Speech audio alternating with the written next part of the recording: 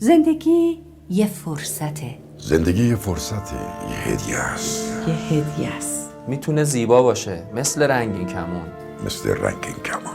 میتونه روشن باشه، پر از گرما و انرژی.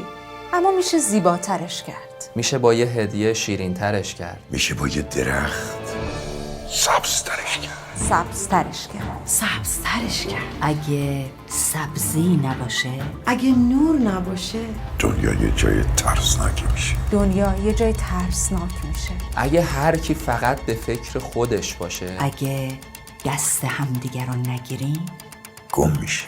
گم میشه. اگه نور نباشه، نمیتونیم راه رو توی تاریکی پیدا کنیم. اگه امید نباشه میشه خسته شد. میشه نشست و فقط نگاه کرد. میشه خودمون رو به خواب بزنیم و نبینیم که داره تموم میشه. که داره تموم میشه همه اون چیزی که از گذشته ها به ما رسیده. میشه فردای بچه ها رو ندید. میشه هدر داد سرمایه ها رو. آب و سبزی و انرژی رو. بی هیچ نگرانی و نگاهی به آینده. میشه بهونه گرفت انداخت گردن بقیه. اما باید بلند شد، تغییر کرد و تغییر داد. بیایید از خودمون شروع کنیم. بیاین از خودمون شروع کنیم. با قدم‌های کوتاه راه رسیدن به آینده رو روشن نگه داریم. نباید فراموش کرد که منابع انرژی محدودن و تموم شدنی. محدودند و تمام شدنی. به خاطر آسایش خودمون، به خاطر زندگی بهتر برای بچه هامون، هوای این سرمایه ها رو داشته باشیم. آینده بدون انرژی برق ترسناکه.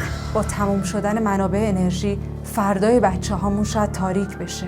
بیایید همین الان حتی با خاموش کردن یک لامپ اضافه فردای روشنتری رو بسازیم. فردای روشنتری بسازیم. بیاین تو روزای گرم تابستون با استفاده درست از انرژی برق کاری کنیم که همه ایرانمون از شمال تا جنوب، از شرق تا غرب با انرژی برق آسایش بیشتری بگیرن.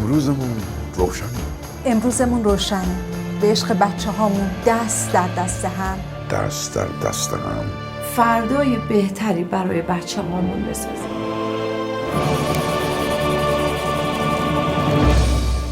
برق جریان زندگی است.